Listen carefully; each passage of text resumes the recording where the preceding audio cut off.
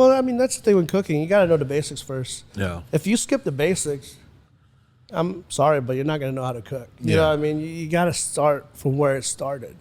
And then you expand yourself. You start learning more things. You start learning that, hey, instead of this, I can use this, you know? Or that, like, to me, there's no rules in cooking. They say you shouldn't put cheese with seafood. But, like, you see lobster mac and cheese, and it's good. Oh. You know what I mean? In China, they do mussels with mayo and mozzarella. You know, it's like, and it's good. Yeah. So why is there a rule? To me, if you like it, if it tastes good to you, well, why is it wrong? Yeah, and who's making these rules? Exactly. Like who's making, like someone with no taste palate. Exactly. I'm going to tell you right now, if you... Yeah, Bobby, I'm eating brunch with my people though. Homie Dyke just cooked up a feast and we bout to eat it, bro. Fucked around and had to mix the lobster with the poutine. Daddy is rolling blue dream, them boys got down a routine. It's that town culture, cooking 7 courses. Had to pass the torch and now I'm grabbing second portion. So sit back, relax, grab a drink and a smoke. It's Harder Brunch on the way and get prepared for the jokes. Whoa, it's Harder Brunch, yeah. It's Harder Brunch, whoa. It's Harder Brunch, yeah. It's Harder Brunch. Hi, and welcome to the Harder Brunch Podcast. I'm your host, Dyke Michaels. And with me, as always, my co-host, Thaddeus J. McKee. Double slappy want. On the ones and twos, the wheels of steel, the sauce boss of Indianapolis, and the last woke dragon. Off mic today. Give it up for Zach Rohn, everybody. Hey there. That was a great Zach impression. Thank you. I liked it. And very special guest with us on this special away game episode of Harder Brunch, Chef Carlos Salazar. Welcome to the program. What's up? Hey, how you doing today? Pretty good, man. How about you guys? Great. Thanks we are broadcasting live from the Stave Cocktail Lounge at West Fork Whiskey in Westfield, Indiana. Yep, North Side. The real North Side. This is the real. So this was pretty. So like Thad didn't really know anything about the history, and he was like, "So what's the deal here?" And I was like, "Really, all I know is West Fork Whiskey had a very small place in Indianapolis, right? Yep, like downtown. It's right off like 17th and Bellefontaine, I believe. Yeah, and it's like almost like nano size, right? Very like small. Real small. I mean, you could probably fit 25, 30 people in there. Yeah. But it's mainly just a bar, you know. Nothing to eat. We got chips, you know. But, I mean, at one point I was serving, like, food, like, on the weekends there. Okay. Before we opened this place. Yeah. Just to get people, like, seeing, like, all right, what are they about to do in the North Side? So. Nice. Yep. So then what's all this then? This is great. What's happening with this? Yeah, this place is huge. You know, pretty much it's going to be the main West Fork where we're going to be making the whiskey here. We have a 40-foot copper still coming in about a couple weeks so we can start doing production. Mm-hmm. We'll do tours. We have a tasting room or educational room where you get to taste all the whiskey we make, how we make it, what grain goes in it. Mm-hmm. Wow. 40 foot. Spices. How many batches of that? Shit, I don't know. A lot. Yeah, it's a lot. It's big. Yeah, it seems like a lot. Like, and you could just keep testing different stuff, or yeah. I mean, you know, they have their main line, but they also have like small batch bottle releases here and there. So they'll make those goes crazy. You know, it will sell out in a couple hours. Wow. So there's like a line outside the door waiting for us to open to sell those bottles. Tailgating back there or up front waiting. What? Yeah, it's pretty crazy. The north side goes hard. I mean, you know, maybe some of those are downtown people that drive all the way here because you know we didn't do it in the downtown location, so it was just Westfield location. So I'm guessing a lot of those hardcore downtown fans drove here. Mm-hmm. Yeah. And you can take a drink outside and look at horses on the side of the building? We do got a couple horses out there. I mean, it's not ours, but they've never, you know, the owners, whoever it is, has never said anything about like, hey, don't look at our horses. Don't make eye contact with the stray horses. Yeah. It's a big no-no. And then let's talk about your restaurant in here. So yeah, we got the Mash House is the restaurant. We have our own bar. The Mash House, With patio, it could be around like 270, 300 seats. Wow. What? Yeah, it's huge.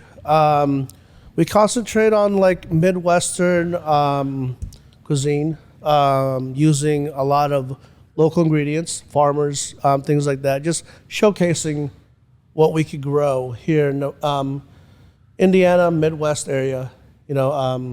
Great Lakes, fish. Yeah. And we have a lot of great farmers here that's, producing things that's normally that wouldn't grow in Indiana, but they're able to. We got the climate, we got the soil for it. So, things like that. What was up with that chicken and waffle? Somebody sent me that from. Is that the special this today? No, we do brunch on Sundays. Okay. And that is on the menu. Nice. It's everybody loves chicken and waffles. It's a good seller. You know? It's simple. It's like corn cake waffle with buttermilk, brined chicken fried, and then honey butter. Just let it melt over it. I feel like you as a chef in Indianapolis definitely have a reputation of being like a top tier chicken guy. Like this guy knows what he's doing with the chicken. Yeah. I wouldn't say that, but I appreciate it. I like to test myself. I like to see what I'm capable of, or if I don't know it, I want to play with it so I can learn it. Yeah. But being in the North Side, you got to know your place. You got to know when you can play around or when to be like, all right, for here, this is what we have to do. Mm-hmm. Like kind of elevated Midwestern food. Exactly. Yeah, absolutely. Well, and I think hiring you to be part of the food program here, like, to me, like when I saw that like come through social media, I was like, oh, they're serious. Like they're doing a serious thing here. Yeah. They're not playing around. And then I walked through and I was like, oh, they're really serious here. Yeah. Like this. Well, we wanted to change it. We're, to me, North Side is a lot of just very. I don't want to put anything down, but it's very casual. It's very very simple. Sure. Again, a lot of like. That's what my teachers call me. Very simple. I never knew it was a put down until now. Casual Thad. Casual, simple Thad. Yeah, I wouldn't say it's a put down. Oh, okay. Simple Syrup was my name. But we wanted to elevate it. We wanted to show them like, hey, steak and potatoes or a pork tenderloin sandwich could be cool. Yeah. Could be good. Yeah. Well, I think that we've all noticed, obviously, like in the past 15 years, like how the food evolution has changed in the city. And I think it, kind of starts from the downtown area and kind of and goes out slowly. Yeah. I remember cooking in Irvington like 10 years ago and like, being in culinary school at the time, and I would put something on the menu, like you just, this went a little too far. This is a little too much. And now I feel like their tastes have kind of caught up with everything. And I feel like that goes out and now into, the suburbs and beyond. I would definitely say it started in the downtown area. I think customers is a little bit more forgiving. The chefs is a little bit more, courageous in a way that like, hey, I want to do this and see what you guys think without, trying to be like, oh, I'm going to hold back, kind of scared. We want to show you we want to showcase what we can do or, what we know or what we've tasted somewhere, and we want to present it to, our local customers. Yeah. I love that. Like, and this is really cool here to be in the speakeasy. Well, you called it here. Like, I love speakeasies, and it just is like a very comfortable vibe. I want to know a little bit more about you, though, too, as a celebrity chef of Indianapolis. I don't know about that. No, I always know, because when Dyke tells me we're talking to a certain chef, his voice changes. The better the chef they are, the more nervous he'll be. And so, where did you get your start? When did you start finding out I have a love for cooking? I would say it was probably about 2005. So I graduated high school 03, and I love math, so I went for accounting. About a year and a half into it, I was hanging out at a bar with my now wife. Back then, she was just my friend, and I told her, I was like, school's great, but I don't know if I can see myself in a cubicle for the rest of my life. Right. And she just mentioned, why don't you start cooking or go to culinary school? I was like, what? Didn't know nothing. Like, it never crossed my mind. But she saw something, because back in high school, when people would come over to my house, I would cook. Instead of like, we're going to order pizza. No, I'm going to cook you guys food. So obviously she saw something there and said something. I was like, huh. Got me thinking. And crazy that Chef's Academy was about to open down in downtown. So I checked it out. The moment I walked in that door, I was like, all right, I think I found something. Yeah. Like, it was, I haven't even talked to any of the chefs. I haven't seen the kitchen, but it was something about walking through that door. I was like, I think I found what I want. Yeah, you're home. Yeah, exactly. And it was that simple. It was weird. But yeah, and then started going to culinary school at 2006, first class of Chef's Academy. I was actually there with Abby Maris from Bluebeard. Oh, wow. Yeah, we were the first class in that. That's quite a graduation class. Yeah. But yeah, started there 2006. 4 months into it, I got a job at Oakley's Bistro. I didn't know anything about it. I didn't really know the food scene, so I didn't know how big it was until I researched it, and I was like, wow, I'm about to work for the best chef in the city, all these accolades, all this stuff. So I was like kind of nervous, because to me, it's 4 months into culinary school. I don't know what I'm doing. Yeah. But so you're doing this at the same time that you're in school? Exactly. Okay, yeah. Awesome. So because I went to school at night, it was like from 7 to 11 or 5 to 11. Oh, wow. So I worked during the day at Oakley's. So I did land that job. I started from the bottom where I was doing salads, salad dressing, things like that, and I just moved myself up, I was hungry. I told Oakley's, I was like, you teach me everything you know, and I'll be here. I'll clock out after 40 hours and stay just to learn. I was like, whatever you give me, I'll take. And I did pastries for a year and a half there. Oh, wow. And, just moved up to saute, grill, left and went to I opened up a brunch place, Tulip Noir, but I hated waking up at 2 a.m. Oh my gosh. There it is. Yeah, so a year later, I went to help open up Pizzology in Carmel for Neil Brown. Okay. Yeah, and then 2 years into that, I was kind of itching to get back into that fine dining. So I kind of left, trying to find myself, figure out where I wanted to go. And then again, 2 months after leaving Pizzology, Oakley's called me. He's like, hey, I'm looking for a sous chef. You know anyone? I was like, well, I'm not working. He's like, well, come in and talk to me. I was like, all right. I came in the next day. We were just chit-chatting. It wasn't even about work, seeing how I've been doing, how he's doing. And finally, I was like, when can I start? It's like, start tomorrow. I was like, so I started working there, And then finally, when he started giving me the freedom of doing the menu, leaving me to do, things that I wanted to do, that's when I found all right, I think I'm ready to do my own thing. Yeah. At first I was scared, but then when I was like, if I could run one of the best chefs in the city's restaurant, then I think I could do my own thing, Yeah. Even though, a lot of it, he's got my back. He's got, he's got the guidance there, whatever. But I kind of made me think all right, I'm ready. I love that. And that's when Rook happened. The Rook story. Yeah. Rook started, was it 2013? I believe it was a 30-seat banh mi restaurant.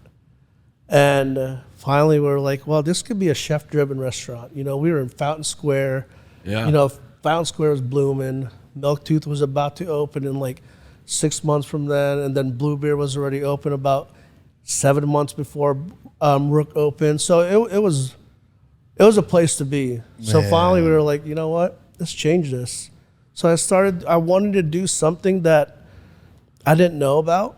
To me, cooking is about learning. If you don't learn something new every day, or you don't become better every day, then I feel like you're wasting your time. So I wanted to do something I didn't know, and which was Asian food, which was Filipino food, which is crazy because I'm Filipino, but I don't know anything about my culture. Oh, okay. I don't know about my food. I watch my dad cook. Man. So I wanted to learn. I coming from Oakley's, it was French. Yeah. And I was like, all right, I want to do something different. I want to challenge myself. I want to show Indiana there's more flavors. But you also gotta like teach yourself your like experience, or teach yourself your own culture. Exactly. Which is really awesome. Like, So it was a lot of like testing, failing, but finding like, all right, this works, this is cool, this is fun, and it was pulling teeth for the first year, getting people in because of what I was doing. I was serving ramen, steam buns, pig face, at 2012, 2013, Indiana. I was like, the heck is this? Yeah, what are you doing? Did he say pig face? Yeah, it was pulling teeth getting people in there. But finally, I knew that I knew I was good enough that if people walk in, taste my food, I could keep them coming back. Yeah. That's all. I just needed you to just try it. Yeah. I had confidence in myself. Just try my food, and you'll be back. What did you find out about your culture as you dove into the menus and like the cooking history there? The biggest thing I found is that our food was very simple. Filipino food is very simple. It's ugly. It's super ugly. It's rice, some kind of stewed meat or fried fish. Yeah. But I think I wanted to showcase Filipino food too, but it has to be pretty. I didn't want to just put a pile of rice and meat, There's a time and a place and there's a chef for that, but I wanted to be creative. So I had to be almost artistic and make it beautiful, Yeah. You're selling this to people that may be on the fence to begin with. But I didn't want to bastardize the flavor of Filipino food to be like, if Filipino came in, it's like, this is not it. Yeah. So I didn't want to do that. I wanted to kind of stick with the basic flavor profile, but kind of give it a little twist, whether how it looks or if I added something that's not traditionally spicy, if I add chilies on it. Just something, what I thought was like, hey, this needs a little bit of acid. Let's try that out. If it works, it works. If not, then we don't do it, Yeah. That's awesome. How did Little Dumplings come about? I wanted something in the north side. So I live in Fishers, and I wanted something. I wanted to test the waters, the customers. I had downtown people, so I wanted to try north side because that's where I lived. I wanted to be closer to my home. And Little Dumplings started in the Fishers Test Kitchen over at Sun King and Fishers. And it was a global street food concept. So it wasn't just Asian. No, it was everything. Like the menu will change. I'll have chili dogs in there. I'll have Philly cheesesteak. I'll have dumplings. It wasn't a dumpling shop. People couldn't get, I get it, but they couldn't understand it. Like, I'm not a dumpling shop. The Little Dumplings actually came from, that's what I call my kids. Ever since they were born, I never called them by their name if I put them on social media. It was like, I'm out in the playground with my Little Dumplings. Oh, okay. And then when I told them, I was like, hey, what would you think of Daddy's new restaurant? It's called Little Dumplings. And the face just was lit up. And that's when I was like, all right.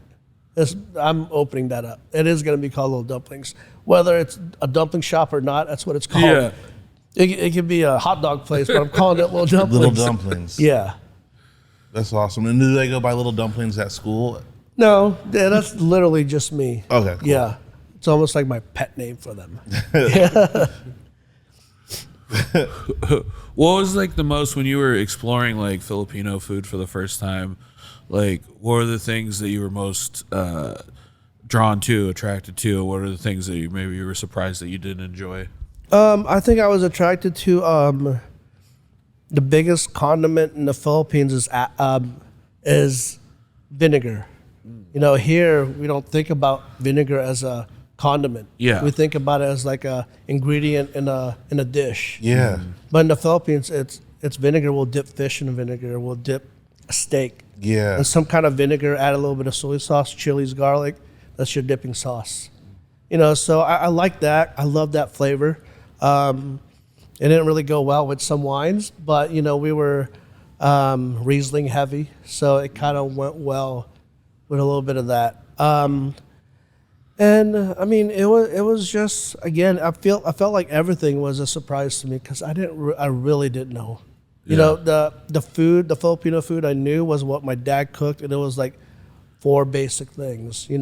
I know he knows more, but what we ate at home, it was, 4 main dishes. So a lot of everything I did was a learning curve, was a surprise to me, which was great. That's what I wanted. Yeah. I wanted to be challenged. Making our own misos, making our own fish sauce, fermenting vegetables. We were fermenting meats. Oh, wow. Things that we weren't supposed to do, but we would hide it. Yeah. You said that, like, when you were in high school, that you would, like, cook for your friends and stuff. Were you, like, a latchkey kid who ended up having to cook dinner? Like for me, I ended up cooking a lot because, like, my mom was working and stuff like that. And so it was just like, well, if you want to eat, you have to cook dinner. Yeah. And here's X, Y, and Z laid out, and figure it out. That's exactly what it was for us. Because when I moved here in 92, I was 8 years old with my 2 sisters. My dad worked morning, day, and night. So we had to take care of ourselves. My oldest sister, she was pretty much my mom. My mom was still in the Philippines. So it was just us here while my dad's working. So we did our own thing, But again, we weren't cooking anything crazy. We were making Spam sandwiches, Vienna sausage, open a can, heat it up, things like that. But we learned to do our things ourselves. So. That's what's always interesting to me about cooking, because I feel like if you kind of know how to cook, and then it seems crazy when someone just doesn't know how to cook at all. Because, like, most things, it's just like, most things have directions on the box, right? Yeah. If you could do step 1, step 2, step 3, and then the cutoff is when all of a sudden you start seeing, like, processes and ingredients that you don't recognize. And so then you either go to the internet, or you go to the industry, or you go to culinary school, and then you figure out, oh, this is what tournée means. This is what this means. And then those things just become, tools in your toolkit that you can use to cook better from. I don't know where I was going with that. I think it's because, like, every stage, I feel like I've had some sort of baseline to know how to cook. Yeah. And then just been inquisitive enough to know what I didn't know, and wanted to know, like, okay, well, how do you do that now? Well, I mean, that's the thing with cooking. You got to know the basics first. Yeah. If you skip the basics, I'm sorry, but you're not going to know how to cook. You know what I mean? You got to start from where it started, and then you expand yourself. You start learning more things. You start learning that, hey, instead of this, I can use this, or that, like, to me, there's no rules in cooking. They say you shouldn't put cheese with seafood, but, like, you see lobster mac and cheese, and it's good. Oh. You know what I mean? And China, they do mussels with mayo and mozzarella. It's like, and it's good. Yeah. So why is there a rule? To me, if you like it, if it tastes good to you, well, why is it wrong? Yeah, and who's making these rules? Exactly. Like who's making, like, someone with no taste palate. Exactly. I'm going to tell you right now, if you are eating clams without, or mussels, take 2. If you're eating mussels without cheese and mozzarella, which is the same thing as cheese, I'm done. Yeah. I think it's always like, you have to know the rules to break them, kind of. But everybody's palate is different, right? Yeah. But I who mean, is I making could these make rules? something really good, but I could find people that thinks it's the crappiest thing they've ever tasted. Yeah. Everyone's different. It's food. But when you go to school, do they say, like, hey, don't do this, don't do mix cheese with it? Oh, really? Yeah. Yeah, I mean, that was the rule. You don't do cheese with seafood. Huh. Which is crazy. Then how do you explain the fish fillet from McDonald's? Exactly. Right? Exactly. So, like I said, if it tastes good to you, then that's what Rook was. Like, we played around with flavors that if it tastes good to us, that's what we're doing. It doesn't have to be a traditional dish, I want to go back to something you said earlier about the Chef's Academy, because Zach was a graduate from the Chef's Academy as well. Nice. I went to AI, and I feel like these are both, like, for-profit schools that sometimes got a bad reputation, because they definitely would. You could go through the program and not learn anything. Oh, yeah. But you could also go through the program and learn everything. And be the best. Yeah. And so just because you went to the school, like, I saw a lot of people that came from Chef's Academy that just graduated, and they're like, yeah, I'm the hot shit chef. Yeah. I don't do dishes. Yeah. It was like, well, you don't do dishes. What are you talking Everybody about, does chef? dishes. You don't do dishes. But so I'm always amazed at the people, because, like, that's how I felt in school, is just like, put your head down, just do the work, and you're gonna learn, Yeah. But for some reason with the Chef's Academy, there seemed to I feel like they graduated a lot more people that came out that were like not good chefs. It's about money. Everything else, it's money. If you're gonna give us money coming into school, I don't care if you don't know what you're doing. Yeah. If you're paying us, you know what I mean, just go through the classes, you'll graduate. I mean, as long as you're not failing, But yeah, high school was literally a pyramid scheme in the pyramids. Yeah, Esteban went there. Yeah. Yep. But again, turned out some amazing. I mean, I like Erica Oakley. Like I know a bunch of people school around is town cool. that went there. Like Oakley's taught me. I could get a kid from Ivy Tech, and I could get a kid from CIA in New York, and come work for me. Sometimes you're gonna get that guy from Ivy Tech is better than it doesn't matter what school you go to. Yeah. It's the person that goes to that 100%. School. If you're hungry, if you're willing to learn, doesn't matter what school you go to. They don't. It's just like it's that person. You just it's in you. That school doesn't really teach you that stuff. I didn't learn from Chef's Academy. I learned from Oakley's. I probably learned 5, 10. No disrespect to Chef's Academy, R.I.P. though, but no disrespect. But you learn from going out in the field, like going out in the battle. That's where you're learning from. You're not learning to go in the shooting range. That's interesting. It's like much like stand up. Like you can't just learn stand up by watching it or having people just talk your ear off about it. You have to kind of just jump in and do an open mic and see what works. Yeah. If you were talking to someone who's 18 years old and they were like, I want to be a chef, would you at this point tell them to go to culinary school or just to get a good job at like a well-respected restaurant and learn on the fly? I'll tell them go do something else. No, I'm kidding. No, I'll be like, if this is what you want, you're passionate about it, and this is what you're gonna sleep, breathe, bleed. Hell yeah, do it. But I would say culinary school is more of a waste of money if you could get your foot in the door with a great chef that's willing to teach you. 'Cause that's where you're going to learn, and it's going to save you money. It can save you anywhere between $25,000 to $80,000. And at least when you're working for a chef, you could get paid and learning at the same time. And yelled at. Yeah, I mean you just gotta have that thick skin. Yeah. Chef, thank you so much for talking to us today. Of course. When we're done podcasting, we're gonna walk right in there and eat breakfast. Yep. What's the go-to suggestion for us? I'm a big fan of the ham and potato hash. So the ham's from Fisher Farms, the chicken and waffles for sure. Nice. And everything else is we got like the Grand Park platter, which is like just eggs.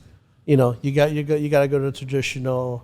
Absolutely. The one that, eggs, bacon, toast, things like that. But I would say definitely the chicken and waffle and the hash is the go-to. That's what I would eat if I came in there right now. All right. Well, we're going to go in there. Definitely going to order that. We're going to order some things, and we'll put up some sexy pictures on our social media. Yeah. Sounds good. Thank you so much for being with us. Hey, I appreciate it. Where can people find you and follow you on social media? Man, you can Azriel09 on Instagram, and then Carlos Salazar Facebook. Nice. Follow Lil Dumplins Noodle Bar, Mash House, West Fork Whiskey, just all over. All right. Well, thank you, Chef. Appreciate your time. Have a good one, guys. you. Thank you. Gen Z can't stop raving about the Harder Brunch Patreon. Patreon.com/Harder Brunch slaps.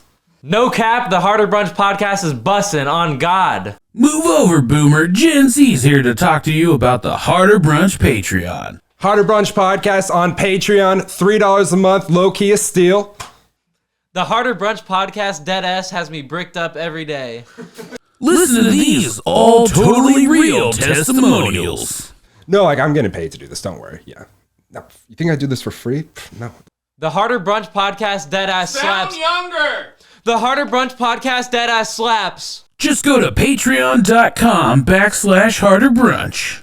The Patreon After Brunch Podcast hits different. That shit makes you feel shit.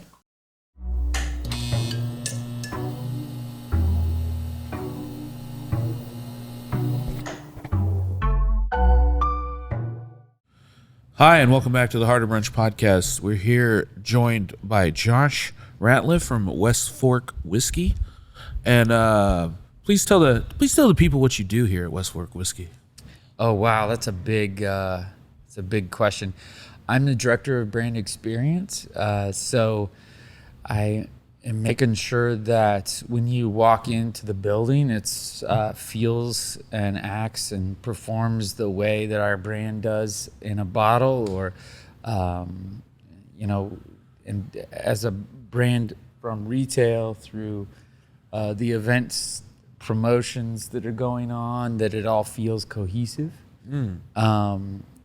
And that involves the restaurant operation, menu development, and, picking up trash in the parking lot. There you go. So far, I've had a good experience. I was going to ask you, have you done? I thought you were waiting for the other shoe to drop. No, I was looking at. So far, so good. Don't mess it up, Josh. Ooh, pressure's on. It's been good. It's been good so far. It's been great. So like Dad wasn't very super familiar, and so we were on the way up here talking, and I was like, I only really know like the downtown West Fork, and I was like, it's really tiny, it's really small. And so we came up here, we see this massive complex. Yeah. I was like, oh, they've got an upgrade. It was so big, he made me drive around again. Like, that can't be it. Like, it says I it. don't think I'm not sure if that's a restaurant. Like, the sign says that it's this place. He's like, well, we gotta check. I was like, well, there's some places where they'll have like the distilleries over here, the restaurants over here. And so I wasn't quite sure, but I was just like, it's so massive. It's a big spot, and it's the aspect out here is flat, so like it really just stands Pops out at you. Gargantuan. And the design's pretty cool. I like how it looks like two houses. It's those like classic shapes, but still modern, and so it's cool. It's big, but the core is the same. Same folks developing the cocktails and recipes. And so if like, shout out to downtown Shelby and Todd and those folks. Same vibes up here, just a lot bigger. How long have you been with the company? I came on in February, so just half a year or so. And before that, I was with Newfields, directing their culinary arts and hospitality programs there. Wow. So I've been in Indy for a while, but excited to get out into a brand. I've always been on an institutional side. So yeah. And it's fun, right? It's food whiskey. And whiskey. Yeah, it's great. Yeah, we're having fun.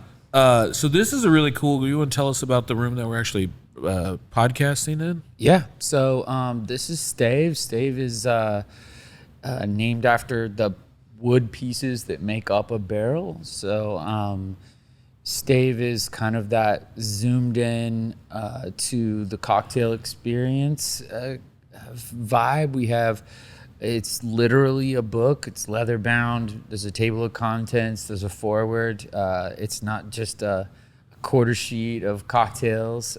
So we dive pretty deep into what you can do with whiskey, and we focus not only on this kind of darker, more speakeasy vibe, but also really inviting people into whiskey with a genuine invitation to try something new, and not just build some shrine for all the bourbon heads out there that are really into bourbons. We spend just as much time on cocktails for people that are brand new to bourbon, or even mocktails. I mean, those take just as much of our focus and time as well as like wine list and things like that. We want it to be a really like a pinnacle experience for the county and the state. And you're not phoning anything in. Yeah. Right. Absolutely. Because we know we have the backbone of great whiskey, great value whiskey, telling a great Hoosier story, but we also know we need to be a great bar for whoever you are, whatever day you're kind of having. Yeah. How has that transition been from going from this tiny little place downtown to this huge space here? Well, there's the challenges of that, just like from a design or even management style are huge, because there's that certain feeling and vibe where things start, you know, like you get a new house, but there's nothing like that little house you grew up in, you know, and the way that it was. And so we will never be in a spot where we're like, yeah, this is way better than downtown, or but it is different, and it reflects the growing nature of our brand. But man, the challenge is like taking those seeds that made that little place scrappy and made it successful for its neighborhood. Yeah. Those are truths that we can come and plant here in new soil, and it's a very different neighborhood. It's a very different space. But at the core, we're just making whiskey, making people feel like whiskey, and trying to copy what we did down there, but let it become its own thing. Speaking of whiskey, you brought some whiskey for us to sample. Yeah. Do you mind? Can Zach get one too? Yeah, our sure. producer. He's got the shakes usually in the morning when he wakes up. He's a different type of bourbon head. Yeah. Yeah. So this is I started out with my favorite. I'm not going in like the correct perfect order through a bourbon tasting. This is the Josh grabbed order. Yeah. I like this it. is like my Ratliff favorite special. to taste people on. So out of all the different types of bourbon you see out there, you know, the biggest chunk of bourbon mash bills is corn. Yes. And I come from like a wine world background. So getting into whiskey is a learning journey for me every day. But, you know, corn is really what anchors our whiskey. It's, you know, we're in Indiana and, Yes. you know, all the tropes there. But so I actually gravitate towards the wheated bourbon, which is still a fair bit of corn. But this higher percentage of wheat just brings a more, like I say big red gum, and that really tends to connect to people. Okay. But there's a certain heat that comes from alcohol, and we talk about, you know, a high proof bourbon is hot. Yeah. Yeah. And so, but there's also that heat that comes from like cinnamon gum or, Yeah. you know, like that atomic Spiciness. ball candy thing, Yeah. you know, and that spicy heat just really pairs really nicely. This is a 90 proof single barrel wheated that is spicy. It's a little warmer at 90 instead of 80. But I just think it pairs really well together, especially for this season. It's got kind of that woolly warmth all around and finishes with that cinnamon gum flavor. So let's dive in. Let's go. You'll probably hear me swishing because okay, sorry. Ooh. Big red. You feel it? Yeah. Yeah, I really do. I don't know. I always tend to want to taste or smell whatever they're talking about when you. But no, yeah, I think Big Red's a really good description of that. So I mean, I think this one could work well in cocktails. I mean, this is priced right at around $40. So it's not inexpensive, but it's also compared to most bourbons these days, the stuff we're putting out is very flavorful. It I really has like that. it has the integrity to be on a top shelf, but Yeah. we just bring it in at a reasonable price. And What I what's- like about it too is that burn, it's not like a extreme heavy burn where you're like, oh, this is painful, but like it's like a nice, like comforting, like soothing, like burn as it goes down your esophagus, and like it lingers a little bit. It lets you know it's whiskey. Yeah, and that's it is whiskey. It is, this straight bourbon, but that's where we don't just want to stop there. We want to find an expression of it that makes sense for a particular moment or a particular palate. What was the name of that one?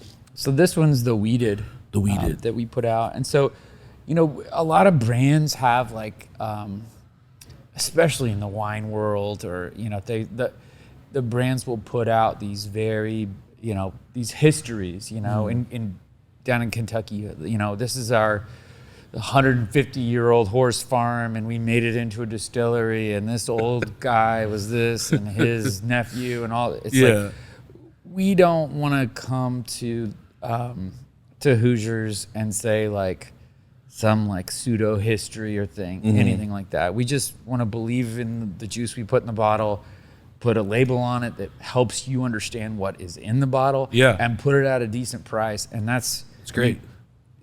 We don't really have a lot of mystery or poetry about our brand. It's really just tell the people it's good, price it right, and pop it. Well, and that is like going back to like you were saying about the culture of that small place downtown. Is like that's the kind of vibe I always got when I was in there. It was just like this kind of like, here's some good whiskey. Like I'll give you a quick kind of explanation of this, that, and the other, but like, yeah, what you said, like, so, like sometimes when you go to look up a recipe and it's the same kind of thing of just like, I just want to know how to make the cheesecake. And it's like, well, my grandmother got off the ship at Ellis Island. It's like, what? Like sometimes you just want to get straight to the. Yeah. Absolutely. Well, I always, the longer the history for me, the better. Even if it's fake, even if I know this is a bullshit story, I'm like, hey, thank you. Like little Timmy, lost his leg, but like with that, he mashed the corn. I don't know, whatever it is. It's comforting. He mashed the corn with the peg leg. With the leg, yeah. Yeah, you never had peg leg Timmy's bourbon? Wow, yeah. I'm writing this down. This is. If you need someone to do a pseudo history for you guys, I'll be glad to. Okay, we should work on this as soon as we're done here. We'll just kind of sketch out Tim and how he lost his leg. Yeah, maybe his journey to the north side. From he used to fight in the gangs of Indianapolis, and maybe that's how he lost the leg. Yeah. The story's really coming together, guys. I like this. Thank you. Improv workshop. That's what I do. You'll have people filled with this place once I get done with my pseudo histories. Okay, that's all right. We're booked for that then. But yeah, I think that there's a difference between, especially these days. Let's be honest. The world we're in, there are a lot of bourbon brands fighting for a very limited set of market, and everybody wants to stand out. Everybody wants to have the loudest, the biggest pickle whiskey, peanut butter whiskey, all this stuff. Everybody's what kind of garbage person would drink peanut butter whiskey? Zach's smiling over there ear to ear. I mean, no hate for any of the people standing out how they do, but it does present a different type of problem. To how do you stand out but be genuine, and that's so a brand is not unlike a musician or an artist or anybody trying to come out and say like, this is who I am, I'm worth it. And so I think for us, we're really anchoring ourselves on like with our West Fork whiskey juice is like, we'd rather be your favorite than like the best you've ever had, So I think from restaurant world, it's like, I'd rather be someone's favorite restaurant than the best restaurant they've ever been to. Because you're going to come back. Yeah. And I feel like then you get to know people a little bit better. Yeah. And I like that. Which means you can evolve and change with people because you're like, oh my gosh, yeah, you're right. Like, we do need booster seats, not just high chairs, right? Like those types of things are what make someone's restaurant their favorite, not like whether the microgreens were, expertly placed with the tweezers on the whatever. So, yeah. What's the next one you got there? So I'm actually gonna go backwards to make the point. Okay. Ooh. So this is our high corn.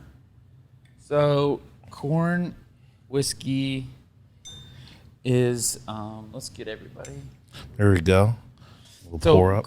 Corn percent. This is still a small batch bourbon. It's still at 90 proof, so the heat is still there. But you're gonna see it just hits different because corn is more mellow. Corn is smoother. The starches and available sugars just manifest in the finished product a lot different. But all this is 2 to 3 years in barrel, similar color, and that barrel character, which is those baking spices like cinnamon and clove and vanilla and stuff, are going to be present in these at the same rates. But it's really the mash bill that makes the big difference. Okay. And by mash bill, I just mean mix of different grains.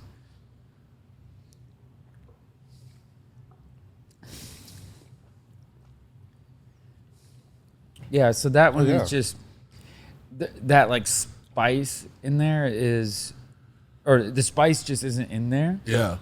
But it's much smoother, more relaxed. Yeah. It's definitely bourbon. definitely smoother. It has a little bit of a sweetness Sweeter, to yeah. it. Mm-hmm. Well, that's the corn sugars, I assume. Right. And, sugar and alcohol are linked. The more sugar you have in a mash, the more alcohol you can get out through fermentation and then concentrate that through distillation. So, corn's our number one source of sugar for whiskey. So, what do you guys think? Yeah. Which do you like better? I think I like the second one a little bit better. Like the high corn better? I could see myself with the weeded, like on a nice big cube, and just kind of slow playing that. I feel like the high corn would get me in trouble. I feel like I think this went down so smooth that like I could definitely enjoy that a lot quicker. Yeah. You can. But that's really good. Responsibly. Yeah, I think. Yeah, of course, everything responsibly. Unless I'm in my basement, then it's Dax rules. Well, I've heard that before. No, I really think the high corn is more. But sometimes I like those kind of. I don't know how to describe. Like I like a peaty scotch. Like I like things that are kind of like powerful flavors that you have to really kind of slow down to enjoy. Like sometimes I really like that, but I would drink that less often. Got it. Okay, well then I got to do this. Hold on. Oh, All he's right. going for He's the gonna- peaty. He's gonna pull something. Competing with the peaty. So Guys, and while we do this little commercial break, we would like to shout out alcohol in general. So Thad asked me earlier if you guys made scotch, and I said no because There's no way. we're not actually in Scotland. But I feel like you're pouring up some scotch. Well, and I was testing you too, if you knew that, which you never cease to amaze me in your knowledge of history of alcohol. So this, now we made this, so it can't be scotch. Yeah. This is what would be called a single malt here. So what's different about this is that it's malted barley, Yeah. which is very a pretty rare bourbon grain. And this was smoked with beechwood, and so the complexity of a bourbon process from like your completely dry grains and all the way through is pretty well dialed in. But there's a reason that across the industry of craft whiskeys, you don't see a lot of people smoking grains and then starting the process.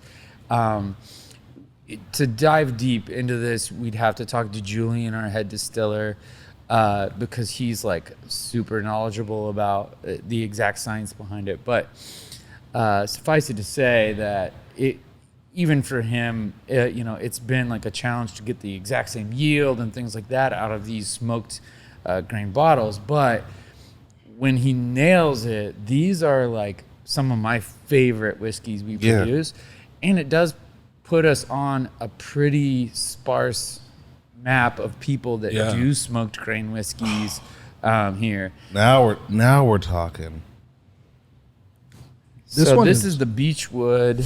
We've done several of these, but they're all small batch. I mean, there's less than 10 bottles of this left. That's amazing. Yeah. It reminds me of going from like tequila to mezcal. Oh, Because you start to get like that, like almost campfire, sort of smokiness. No, that's wonderful. Yeah, this is great. Wow. And just even the nose on it, I got so much like smoke off just the. From the top. Yeah. Sorry, when I cough, that means I really like something. The other thing that I like this for is that they actually did this like kind of grilled pineapple profile tiki drink with this. So it was like they call it beach party, Beechwood beach party. But it's like a smoky tiki drink with like pineapple, mango, mint, all this stuff. It's great. And man, that is a killer little twist. Oh my gosh. So this was extremely low batch, right? You just Yeah, a I think- one-off. So let's see on here. Yeah, so 530 bottles total way back, so 2020. So we just kind of work our way through these. And so the other thing, this would be similar to like a Speyside Scotch, not like Macallan Highland Scotch. It's like leaner, a little more quaffable than your like those huge, like more cognac rich style of scotches. You guys do anything different with the water when you make the single malt? No, the water is going to be set up the same, but one cool thing that we're looking at here, and I don't know if this is going to be feasible, or if I'm even allowed to like be quoted on it, but like what we are researching is if our process up here, if there's small batch stuff that we can do using well water, like if we dig a well and like get like water straight from here. I just think those types of things are always interesting to mess with as a product. I mean, we'll have the capacity to do 20 barrels a day here. We've been doing 1 or 2 barrels a day for years. So we'll have a steep learning curve there, but with automated technology and stuff now, like you can just like switch straight through and get it going. I got to say that's phenomenal. It was so good. Zach, what were you gonna say?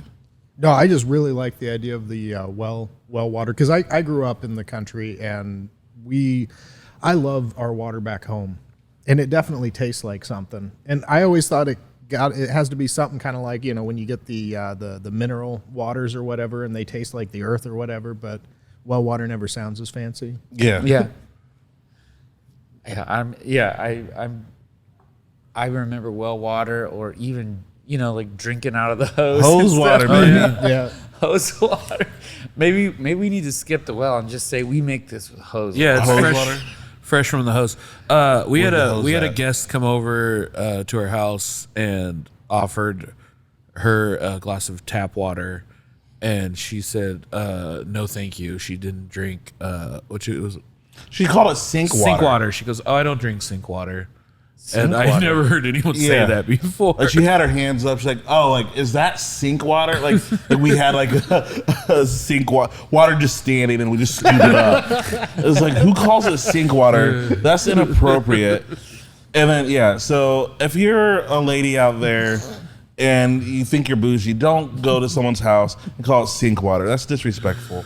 I had to do that for them. Yeah, That's a good announcement. Yeah, I mean the fluoride is actually good. Yeah, for your teeth in there, and your brain. I usually just scoop it out of the back of the toilet tank. You know, just like Well, for the zombie apocalypse, that's what one of the things you should do is get the water out of there first. Yeah. I hear. Did you grow up out in the country? You said you were out in the country? Yeah, I grew up kind of with mom in the city and dad in the country. So Yeah. kind of bouncing back and forth. Same. So I got a little taste of that country water and Yeah. city water. When you said hose water, it just took me back because like you'd mow and then you get tired of mowing and you just go suck on the hose for a second. Yeah. And then you get it back. hose water hits different. It always did. It was cold. It was colder, but it had that kind of metallic taste to it. Yeah. Yeah. But like in the best possible way. Yeah. Like you licked a battery a little bit while Yeah. you were drinking. Yeah. It was also a little forbidden, you know. It was just like I'm drinking water outside.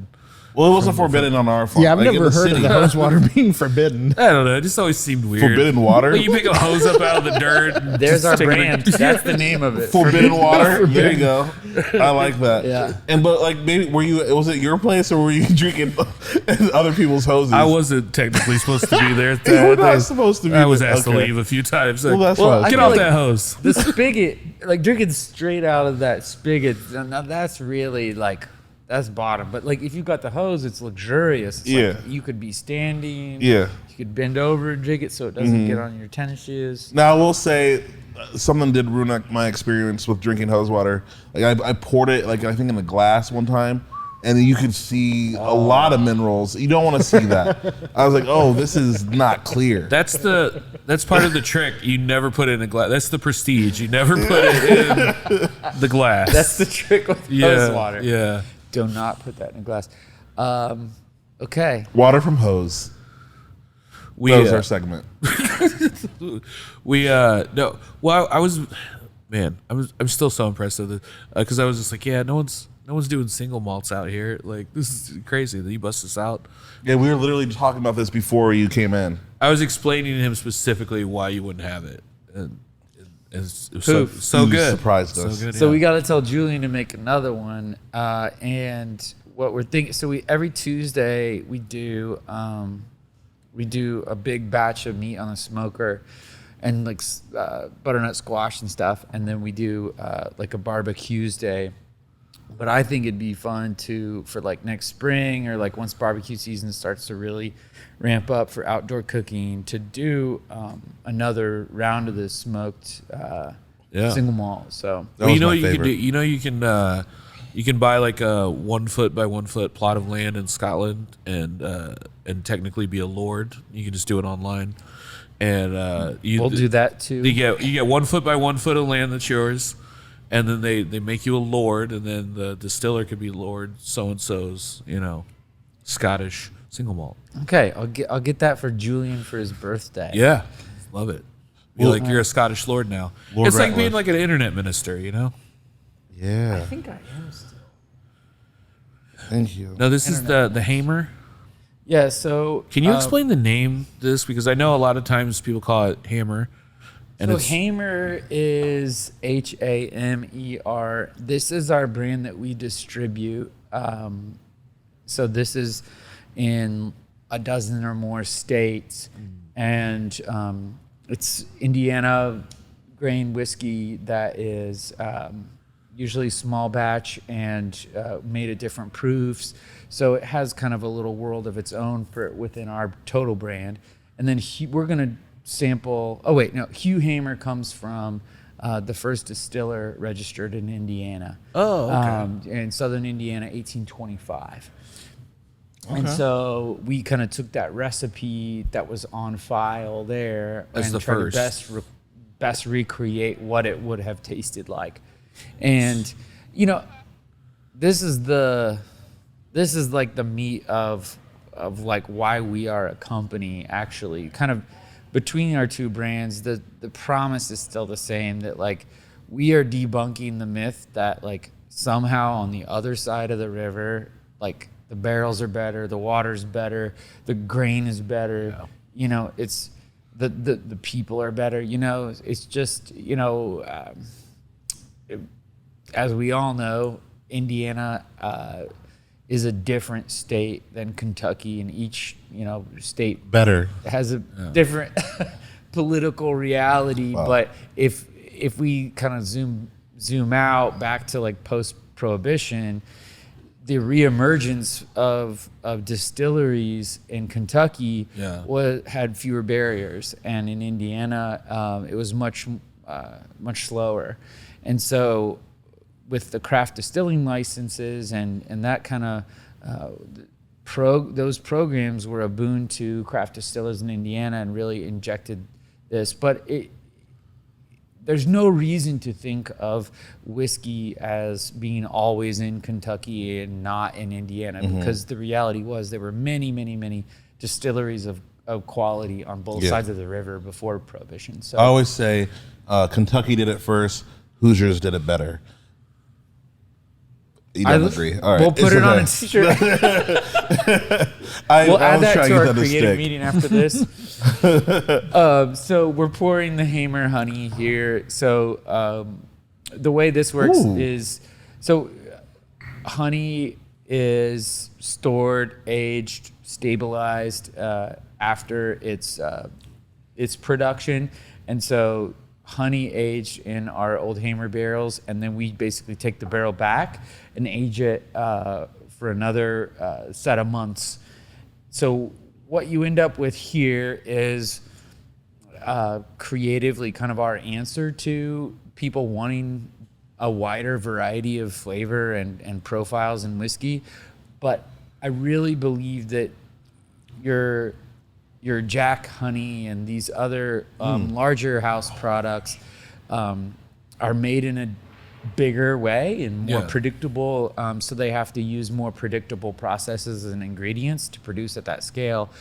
Luckily, for us, we're able to make and sell at a smaller scale, and we think at a higher quality and more complex profile. So our honey, this is still real bourbon, I guess, to put it in like just straight ahead terms, you know. Whereas like Jack Honey is more of a liqueur. It's much lower proof than regular whiskey. Ours is at 103, and the flavor profile isn't just some sweet thing. It's pretty complex notes. So I felt like I was drinking whiskey. I wasn't drinking like a whiskey honey product. Yeah. Like Get the some of those booze flavors button ready for this, but the taste of this is really the bee's knees. I'll let it pass. Let it pass? Yeah. Give it an applause button then. Thank you. Oh, I don't, do you really think it's the bee's knees? I do. Great. It's really good. Like, it's so sweet, and like when you talk about honey, like you picture you're drinking like this honey. It's great. Spicy.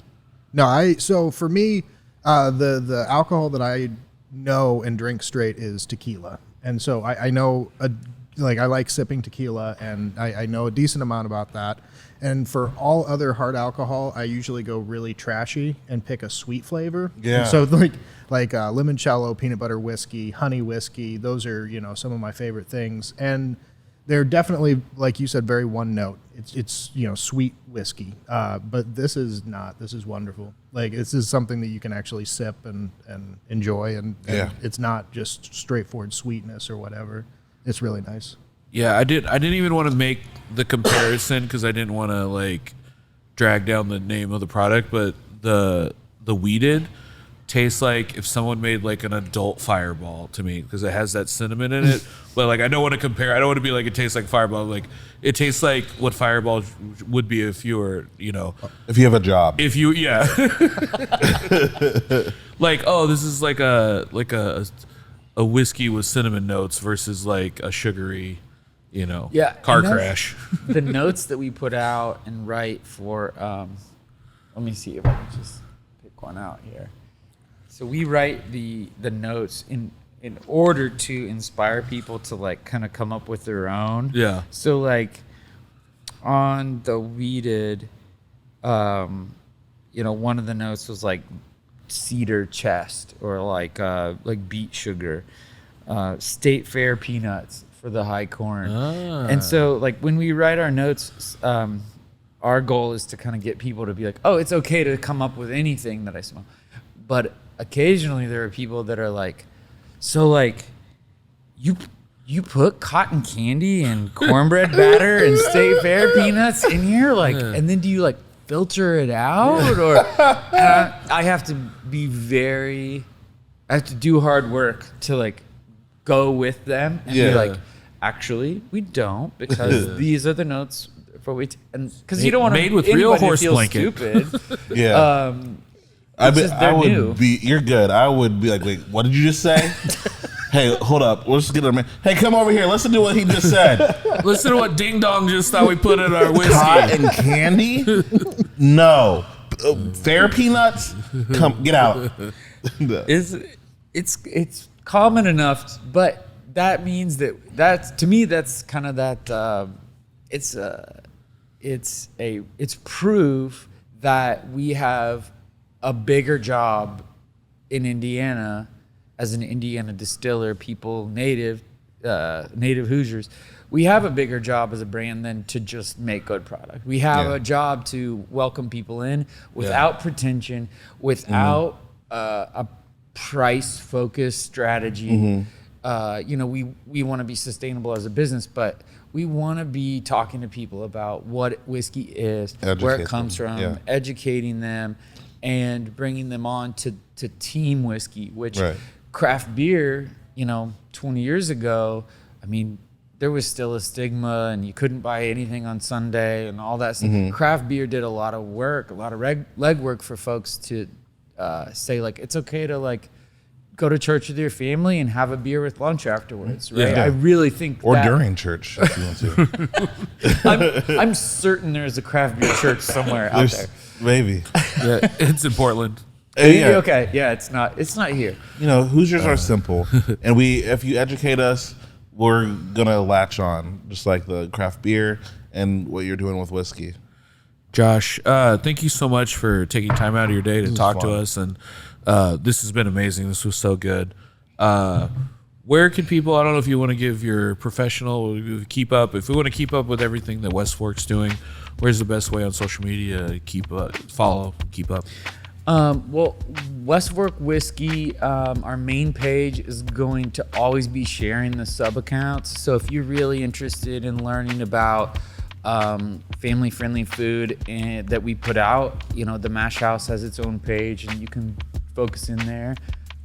Or if you were saying you wanted to like stay abreast of like our cocktail programs, learn about our bottle releases, things like that, you know, Stave and Mash House will probably be sharing those too. But you know, that main page is going to keep you informed, and we do all kinds of announcements on there. Even if like we happen to be closed in one part for a day, that's really the first place to go. Okay, is it kind of a portal to wherever you need to go? Well, awesome. Well, thank you so much for talking to us today. We appreciate it. Daddy Shane McKee, where can people find you and catch up with your stuff? Well, you guys know me from Pseudo Histories. I do fake histories and Little Timmy's make Peg it Leg. real for your company. So if you're looking for a good background or a good origin story, I'm doing Pseudo Histories. You can find me at Thad McKee, pseudohistories.com. Zach Rome? You can find me at timmyspegmash.com. It's actually unconnected to what they were talking about, but, you know. Check it out. Be sure to check out our Patreon. We do another comedy episode every week. Patreon.com/Harder Brunch. It's only $3, and you get access to our expansive After Brunch library with over 100 episodes. The After Brunch universe, if you will. Yeah, it's the After Brunch extended universe. The HBU. Yeah, it's the HBU, baby. That sounds like an STD. For only $3, you too can have HBU. And you can get rid of it. Hey, thank you guys so much, and hey, we'll see you next time on Harder Brunch. Bye-bye.